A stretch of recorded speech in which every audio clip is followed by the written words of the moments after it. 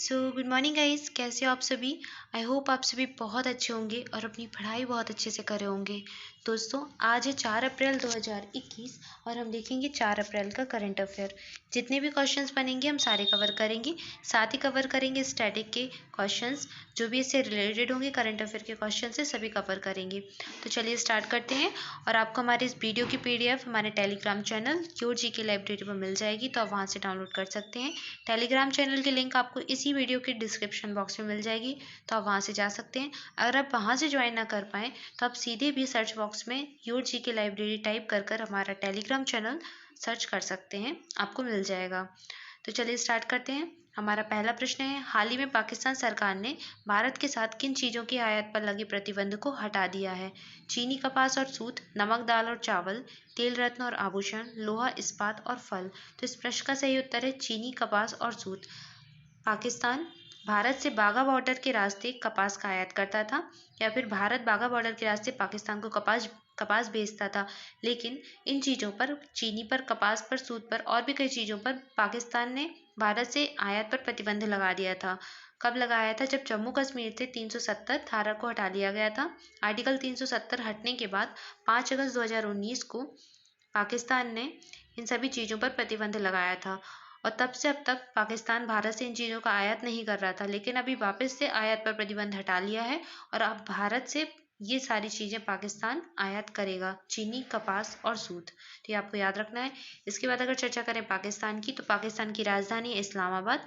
यहाँ के राष्ट्रपति हैं आरिफ अलवी और यहाँ के जो प्रधानमंत्री हैं वो हैं इमरान खान। और पाकिस्तान का जो सबसे बड़ा शहर है वो है कराची। तो पाकिस्तान से संबंधित इतनी जानकारी आपको याद रखनी है। इसके अलावा कुछ समय पहले मैंने आपको बताया था कि शाहीन 1 ए मिसाइल अगर पूछी जाए तो ये पाकिस्तान की है। पाकिस्तान की एक बैलिस्टिक मिसाइल है जो सतह से सतह वार करने वाली है, और इसका सफल परीक्षण अभी पाकिस्तान के द्वारा किया गया है। इसके अलावा गजनबी और बाबर मिसाइल भी पाकिस्तान की ही हैं। और अभी पाकिस्तान ने कुछ समय पहले गन्ने के जूस को अपना राष्ट्रीय पेय घोषित किया था।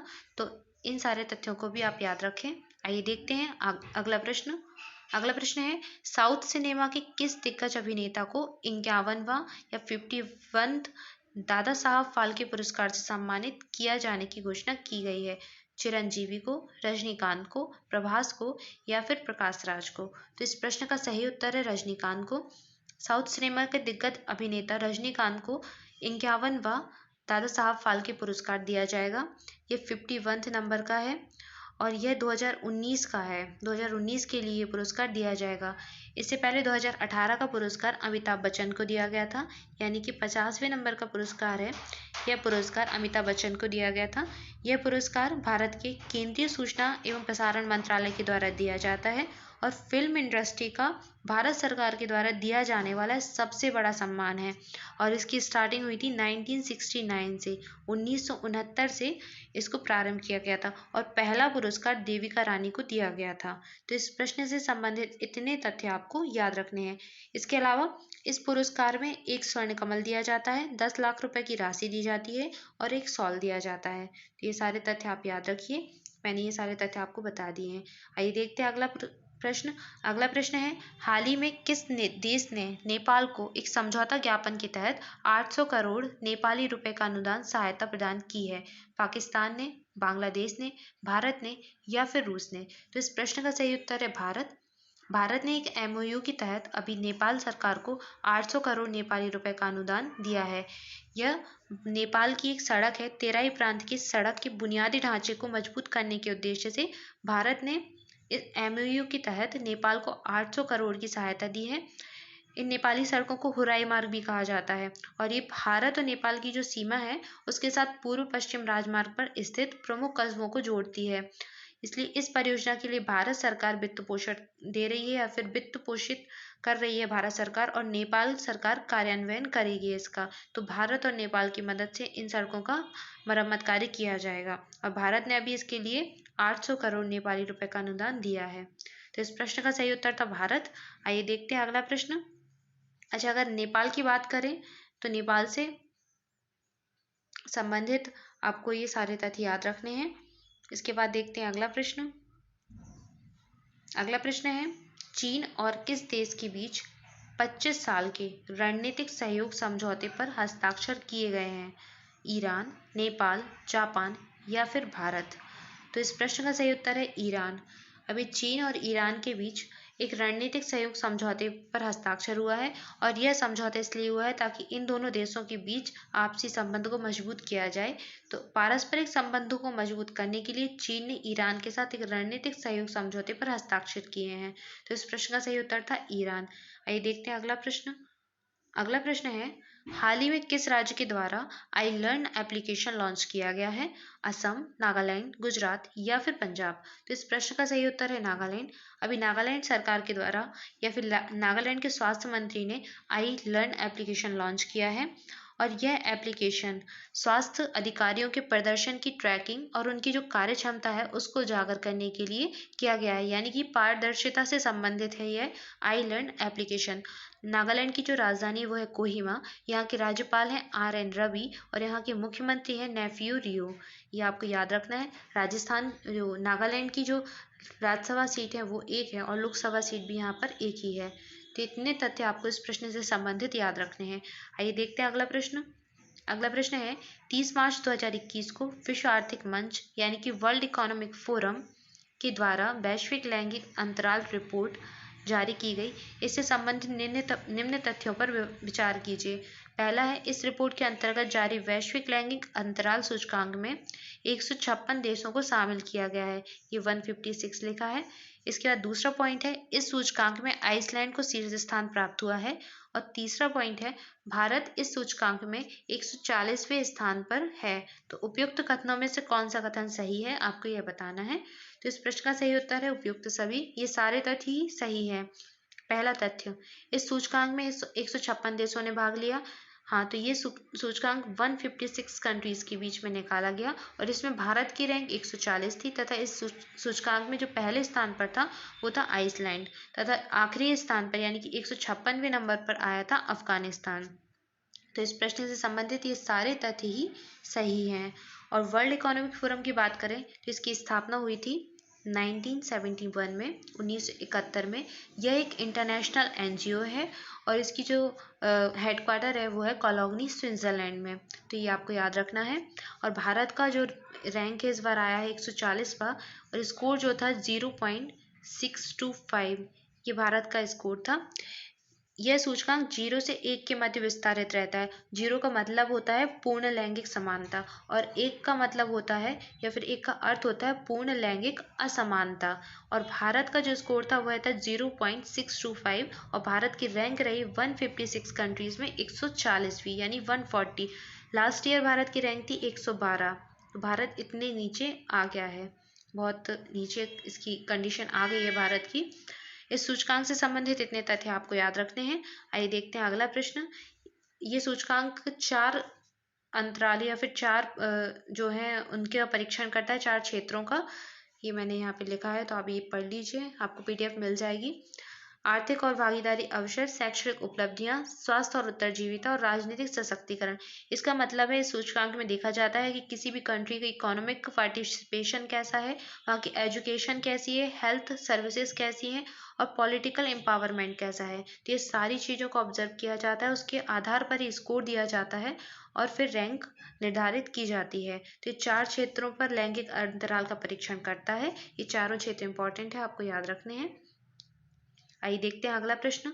अगला प्रश्न है, निम्न में से किस देश ने जानवरों के लिए दुनिया का पहला कोविड-19 वैक्सीन पंजीकृत किया है? अमेरिका, रूस, चीन या फिर भारत? तो इस प्रश्न का सही उत्तर है रूस। रूस ने जानवरों के लिए दुनिया का पहला कोविड-19 वैक्सीन पंजीकृत किया है और इस वैक्सीन का नाम है कार्निवोल कोव।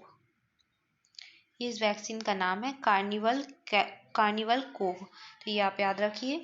और रूस ने जानवरों के लिए दुनिया का पहला कोविड-19 वैक्सीन पंजीकृत किया है। ये बहुत इंपॉर्टेंट है, आपको इसको मार्क कर लेना है। रूस की राजधानी है मॉस्को। यहाँ के जो राष्ट्रपति हैं वो है व्लादिमीर पुतिन और रूस की मुद्रा है रूसी रूबल। तो इतने तथ्य आपको इस प्रश्न से संबंधित याद रखने हैं। आइए देखते हैं अगला प्रश्न। अगला प्रश्न है, निम्न में से किस राज्य सरकार ने महेंद्रगिरी को राज्य के दूसरे बायोस्फीयर रिजर्व के रूप में प्रस्तावित किया है? उत्तर प्रदेश, उड़ीसा, दिल्ली या फिर पंजाब। तो यह राज्य है उड़ीसा। उड़ीसा राज्य ने अपने यहाँ का जो महेंद्रगिरी है, यहाँ की दूसरी सबसे ऊंची पर्वत है, उसको दूसरा बायोस्फीयर रिजर्व के रूप में प्रस्तावित किया है। तो उड़ीसा राज्य से संबंधित कुछ तथ्य देख लेते हैं। यहाँ की राजधानी है भुवनेश्वर, और भुवनेश्वर ISO प्रमाण पत्र प्राप्त देश का पहला शहर है, और यहीं पर स्थित है कलिंगा स्टेडियम जो बहुत फेमस है। इसके अलावा उड़ीसा राज्य के राउरकेला में भारत का सबसे बड़ा हॉकी स्टेडियम बनने जा रहा है। उड़ीसा के जो मुख्यमंत्री हैं वो हैं नवीन पटनायक, और यहाँ के जो गवर्नर हैं वो है गणेशी लाल। तो ये आप याद रखिए। इसके अलावा अभी कुछ समय पहले हमने पढ़ा था कि 1 अप्रैल को उत्कल दिवस मनाया जाता है या फिर उड़ीसा दिवस। तो 1 अप्रैल आप याद रखिए। और उड़ीसा राज्य के गणपति जिले में एक पर्वत है जो कि मतलब महेंद्रगिरी के नाम से फेमस है, यानी कि यह पर्वत उड़ीसा राज्य के गणपति जिले में स्थित है, और इसकी जो ऊंचाई है वो है 1501 मीटर ऊंचाई पर यह स्थित है, और यह राज्य की दूसरी सबसे ऊंची चोटी भी है। तो इस प्रश्न से संबंधित इतनी जानकारी आप याद रखें। आइए देखते हैं अगला प्रश्न। अगला प्रश्न है, पाकिस्तान की अदालत ने किस ऐप पर लगे प्रतिबंध को हटा लिया? यूसी ब्राउजर, सियारेट, टिकटॉक या फिर केवई? तो इस प्रश्न का सही उत्तर है टिकटॉक। पाकिस्तान सरकार की जो अदालत है उसने टिकटॉक पर लगे प्रतिबंध को हटा लिया, और ऐसा दूसरी बार किया गया है, दूसरी बार प्रतिबंध को हटाया गया है। तो इस प्रश्न से संबंधित आप ये याद रखिए। पाकिस्तान की राजधानी इस्लामाबाद है, और पाकिस्तान के जो मुख्यमंत्री हैं वो हैं इमरान खान, और पाकिस्तान के जो राष्ट्रपति हैं वो हैं आरिफ अलवी। तो ये आप याद रखिए। आइए देखते हैं अगला प्रश्न। अगला प्रश्न है, किस राज्य सरकार ने चिरंजीवी स्वास्थ्य बीमा योजना के तहत प्रत्येक परिवार को स्वास्थ्य बीमा देने वाला देश का पहला राज्य बन गया है? राजस्थान, बिहार, पंजाब या फिर झारखंड? तो यह राज्य बना है राजस्थान। राजस्थान राज्य चिरंजीवी स्वास्थ्य बीमा योजना के तहत हर एक परिवार को स्वास्थ्य बीमा देने वाला देश का पहला राज्य बन गया है, और यह स्वास्थ्य बीमा होगा 5 लाख रुपए का। हर एक परिवार को 5 लाख रुपए का स्वास्थ्य बीमा दिया जाएगा। और राजस्थान की जो राजधानी है वो है जयपुर। यह यहाँ का सबसे बड़ा शहर भी है, और इसे पिंक सिटी भी कहते हैं। अभी कुछ समय पहले मैंने आपको पढ़ाया था, राजस्थान ने 30 मार्च को अपना स्थापना दिवस मनाया, या 30 मार्च को राजस्थान दिवस मनाते हैं। इसका फॉर्मेशन हुआ था 30 मार्च 1949 को। तो आप ये डेट भी याद रखिए, 30 मार्च 1949। जो बच्चे राजस्थान से बिलोंग करते हैं उनके लिए ये डेट बहुत इंपॉर्टेंट है, राजस्थान दिवस 30 मार्च को। इसके अलावा राजस्थान के जो गवर्नर हैं वो है कलराज मिश्र, और राजस्थान के जो मुख्यमंत्री हैं वो हैं अशोक गहलोत। यहाँ पर 10 राज्यसभा की सीटें हैं और 25 लोकसभा की सीट हैं। तो ये आप याद रख सकते हैं। यहाँ का घूमर नृत्य बहुत फेमस है। इसके अलावा ऊंट और चिंकार अगर आपसे पूछे जाए तो वो भी राजस्थान में ही पाए जाते हैं। राजस्थान का जो राजकीय वृक्ष है वो है खेजड़ी। खेजड़ी का वृक्ष यहाँ का राजकीय वृक्ष है। इसके अलावा अगर आपसे पूछा जाए दिलवाड़ा मंदिर, जो कि जैन तीर्थ है, एक प्रसिद्ध जैन तीर्थ है, तो वो भी राजस्थान में ही है। राजस्थान के अरावली हिल्स में आबू पर्वत पर स्थित है दिलवाड़ा का मंदिर। इसके अलावा राजस्थान का केवला देव राष्ट्रीय उद्यान, यह वर्ल्ड हेरिटेज साइट में है। और राजस्थान में 3 राष्ट्रीय बाघ अभ्यारण्य फेमस हैं। एक है रणथंभौर जो कि यहाँ के सवाई माधोपुर जिले में है, एक है सारिस्का जो कि अलवर में स्थित है, और तीसरा है मुकुंद हिल्स टाइगर रिजर्व जो कि कोटा में स्थित है। तो ये तीनों आपको बाघ अभ्यारण्य याद रखते हैं। रणथंभौर नेशनल पार्क सवाई माधोपुर में, सारिस्का टाइगर रिजर्व अलवर में, और Mukundra hills tiger reserve Kota में। इसके अलावा केवला देव राष्ट्रीय उद्यान याद रखना है आपको। ये पक्षियों से संबंधित, यहाँ पे पक्षी बहुत अधिक मात्रा में पाए जाते हैं, और ये वर्ल्ड हेरिटेज साइट में शामिल भी है। तो राजस्थान से संबंधित इतने तथ्य आप याद रखें। आइए देखते हैं अगला प्रश्न। आगे है महत्वपूर्ण दिवस। अप्रैल महीने के महत्वपूर्ण दिवस देखेंगे। 7 अप्रैल को मनाते हैं विश्व स्वास्थ्य दिवस, 14 अप्रैल को मनाते हैं अम्बेडकर जयंती, 17 अप्रैल को मनाते हैं विश्व हीमोफीलिया दिवस, 18 अप्रैल को मनाया जाता है विश्व विरासत दिवस, और 22 अप्रैल को मनाते हैं पृथ्वी दिवस, और 23 अप्रैल को मनाते हैं विश्व पुस्तक दिवस। ये अप्रैल महीने के महत्वपूर्ण दिवस है।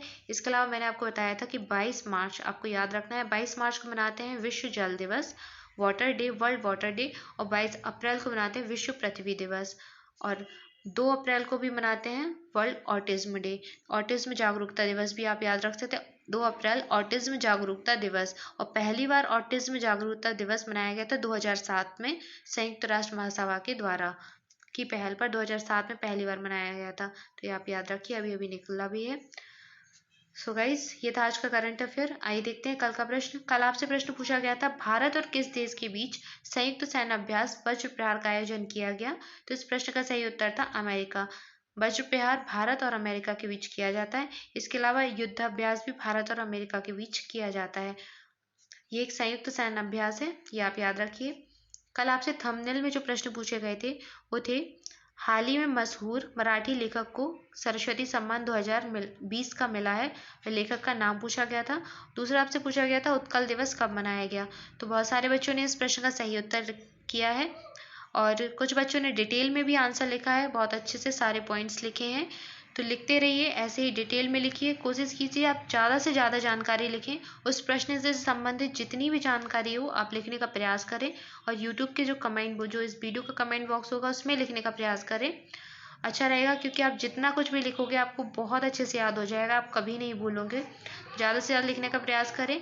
आर्यन अली खान ने बहुत अच्छे से डिटेल में आंसर दिया। इसके बाद मिथिलेश जकेले ने भी आंसर सही दिया, गीता आचार्य ने सही आंसर दिया और रिंकी सिंह ने और मनोज कुमार, इन लोगों ने भी सही आंसर ही दिया। सो गाइज, आज के लिए आपका प्रश्न है, भारत में सर्वाधिक हवाई अड्डे वाला राज्य कौन सा बन गया है? पश्चिम बंगाल, उत्तर प्रदेश, दिल्ली या फिर तमिलनाडु? तो इस प्रश्न का सही उत्तर आपको कमेंट बॉक्स में करना है।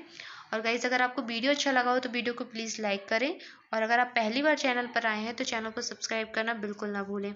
So thank you guys for watching this video. मस्त रहें, मुस्कुराते रहें और पढ़ाई करते रहें। मिलते हैं नेक्स्ट वीडियो में। Thank you so much.